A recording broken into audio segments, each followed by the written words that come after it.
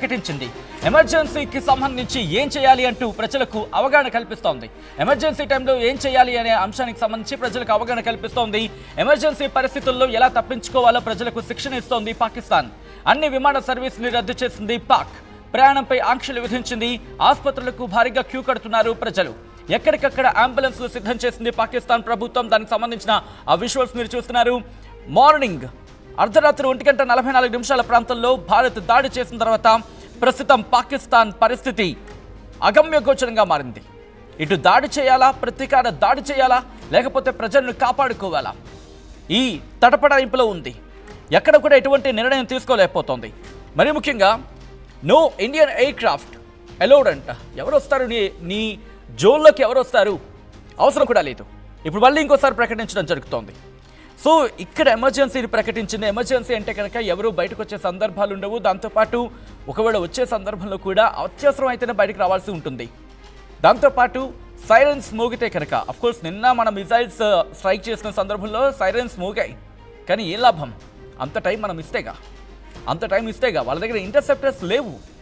And మన మిజైల్స్ని పడగొట్టగలే interceptors వాళ్ళ దగ్గర లేవు. మన దగ్గర short range, medium range, long range missiles ఉన్నాయి, ఇంటర్సెప్టర్స్ ఉన్నాయి. దాడిలో అక్కడ పగిలిపోయిన ఆ బిల్డింగ్లు మీరు చూడొచ్చు. దాడిలో కూలిపోయిన దెబ్బతిన్న ఆ బిల్డింగ్లు మీరు చూస్తున్నారు. ప్రస్తుతం పాకిస్తాన్ ప్రజలు భయపడిపోతున్నారు. ఏ క్షణాన ఏ మూల నుంచి ఏ బాంబు వచ్చి వాళ్ళ నెత్తి మీద పడుతుందంటూ బిక్కుబిక్కుమంటూ బతుకుతున్నారు. మీరు చూడొచ్చు భారత్ చేస్తున్న దాడికి అక్కడ బిల్డింగ్లు ఏ స్థాయిలో పడిపోయాయో. దీంతో ఇటు పంజాబ్లో, ప్రముఖంగా పంజాబ్కి సంబంధించి అక్కడ ప్రజలు భయాందోళన వ్యక్తం చేయడం జరుగుతోంది.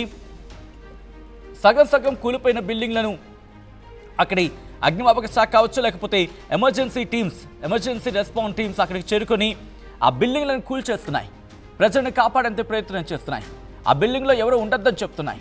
దాంతోపాటు ఈ ఎఫెక్టెడ్ ఏరియాస్ ఏవైతే ఉంటాయో అక్కడి నుంచి ప్రజల్ని ఖాళీ చేయించేస్తున్నాయి. కొంతమందిని బంకర్లోకి వెళ్ళిపోమంటూ డైరెక్షన్స్ ఇస్తోంది అక్కడ ప్రభుత్వం.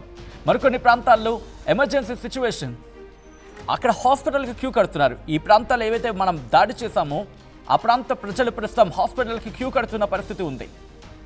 ఎందుకు హాస్పిటల్కి క్యూ కడుతున్నారంటే, వీళ్ళు ఏమనుకున్నారంటే టెర్రరిస్ట్ క్యాంపులు ప్రజల మధ్యలో ఉంచితే టెర్రరిస్ట్ క్యాంపులు సేఫ్గా ఉంటాయని చెప్పి ప్రజల ప్రాణాన్ని రిస్కులో పడేసింది పాకిస్తాన్. ప్రజల ప్రాణాలని రిస్కులో పడేసి జైషే మహమ్మద్, లష్కర్ ఎ తైబా, దాంతోపాటు ముజాహిద్దీన్కి సంబంధించి, సో ఇటువంటి ఉగ్ర సంస్థలు వీళ్ళందరినీ కూడా ప్రజల మధ్య ఉంచింది. హిజ్బుల్ ముజాహిద్దీన్, వీళ్ళ ముగ్గురికి సంబంధించి, వీళ్ళే కాదు ఇంకా చాలా ఉన్నాయి, వాళ్ళందరినీ కూడా ప్రెసెంట్ ప్రజల మధ్యలో ఉంచారట. కారణం, ఒకవేళ భారత్ దాడి చేస్తే అత్యధికంగా ప్రాణ నష్టం ఉంటుంది కాబట్టి ఆ ప్రాణ నష్టాన్ని అంతర్జాతీయ సమాజం ముందు చూపించి, ఇదిగో మా సివిలియన్స్ మీద దాడి చేశారు.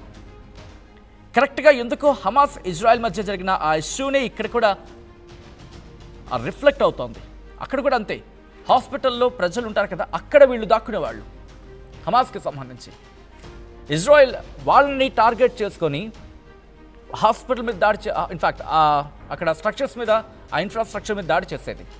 ఇన్ఫ్యాక్ట్ దాడి చేసే ముందు కూడా చెప్పేది హాస్పిటల్ ఖాళీ చేసేసేయండి, లేకపోతే ఇంకొక మాట కూడా చెప్పింది, ఎవరైతే ఉగ్రవాదులకు కావచ్చు లేకపోతే హమాస్కి, ఎందుకంటే వాళ్ళు అక్కడ హమాస్ని ఉగ్రవాదులుగా అంటున్న నేపథ్యంలో హమాస్కి ఇంకా ఎవరైనా ఆశ్రయం కల్పిస్తే వాళ్ళని ఆ ఇంటిని పేల్చేస్తామంటూ కూడా వాళ్ళ ప్రూఫ్స్ కూడా చూపించారు వీడియోస్ రిలీజ్ చేసే సందర్భంలో. బహుశా ఇక్కడ మనకు కూడా రేపు మాపో బయట పడతాయి అవి మెల్లిగాను. ఎందుకంటే ఇప్పటికే లష్కర్ ఎ తైబా కావచ్చు, జైష్ మహమ్మద్కి సంబంధించిన ఉగ్రవాద సంస్థల కుటుంబాలు కుంగిపోయాయి. ఇప్పటికే కొన్ని కుటుంబాలు, మరి ముఖ్యంగా మసూద్ అజర్ తన కుటుంబాన్ని కోల్పోయాడు. ఏడుస్తున్నాడు, గోల పెడుతున్నాడు, నా బాధ చెప్పుకోలేనిది అంటున్నాడు. నా బాధ చెప్పుకోలేనిది, నా వాళ్ళకి ఆత్మ శాంతిస్తుంది అంటూ కూడా చెప్పుకోవచ్చు. అంటే అర్థం చేసుకోండి, ఆ పెయిన్ని చెప్పుకోలేకపోతున్నాడట. అటువంటి వ్యక్తి, ఆ కుటుంబంలో ఏకంగా 10 మందో 14 మందో వాళ్ళు మరణించడం జరిగింది. మసూద్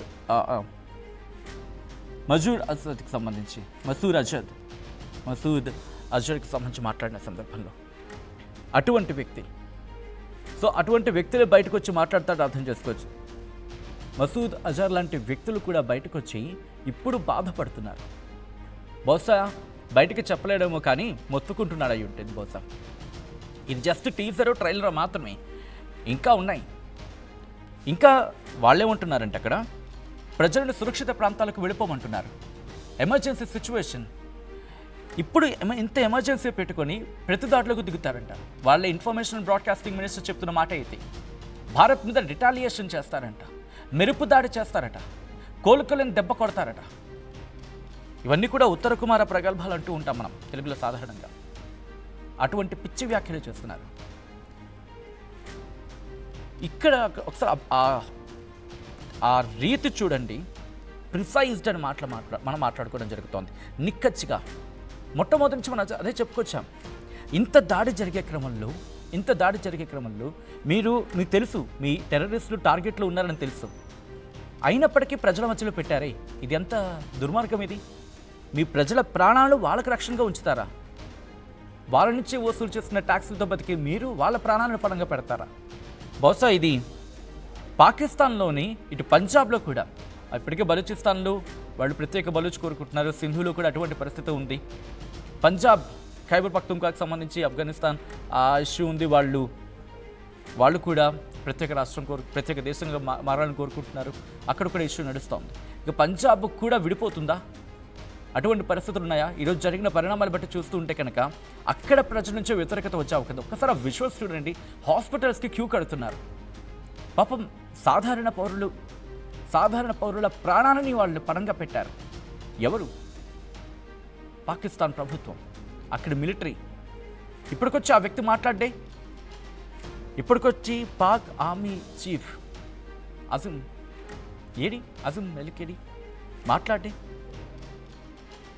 ఇక్కడ ఏమంటారు? భారతదేశానికి అక్కడ గగనతలాన్ని మూసేస్తామంట. ఈ టైంలో జోకులేంటి నాన్న? ఈ టైంలో జోకులేంటి? మీరు మూసేసేదేంటి? ఎప్పుడో మేము బంద్ చేశాం కదా. మీకు అర్థం కాని విషయం, బహుశా మీకు ఇంటర్నెట్ పనిచేయట్లేదు అనుకుంటా. ఇప్పటికే ఇండిగో కావచ్చు, లేకపోతే ఎయిర్ ఇండియా కావచ్చు, లుఫ్తాన్సా కావచ్చు, ఇలా కొన్ని ఎయిర్లైన్సెస్ ఇప్పటికే మీ ఎయిర్ స్పేస్ నుంచి వెళ్ళడానికి వాటంతట అవే ఇండిగో కావచ్చు, స్పైస్ జెట్ కావచ్చు, ఇలా అనేక ఫ్లైట్లు మీ గగనతలం నుంచి వెళ్ళడానికి ఆసక్తి చూపించట్లేదు, పూర్తిగా అవాయిడ్ చేశాయి. ఒకసారి మీ గగనతలాన్ని చూసుకోండి. మిమ్మల్ని మీ ప్రజల్ని కాపాడుకునే పరిస్థితిలో మీరున్నారు. అటువంటిది మీరు మమ్మల్ని అంటాం. ఇంకా ఏమంటారంటే కనుక మేమెవరూ కూడా ఎయిర్ స్పేస్లోకి వెళ్ళలేదు అనేది అక్కడ డీజీ చెప్తున్నాడు, ఐఎస్పిఆర్కి సంబంధించి. సో దాంతోపాటు ఇంకా వాళ్ళు ఏమంటున్నారంటే కన్స్ట్రక్టివ్ రోల్, ఇంట్రెస్టింగ్, ఒక బిగ్గెస్ట్ డెవలప్మెంట్ కింద చెప్పుకోవాలి. ఇండియా పాకిస్తాన్ ఉద్రిక్తుల నేపథ్యంలో చైనా అంటోంది కన్స్ట్రక్టివ్ రోల్ ప్లే చేస్తుందంట. It's better if you won't play any role. నువ్వే పాత్ర పోషించకపోతే నువ్వు కన్స్ట్రక్టివ్ పాత్ర పోషించినట్టే.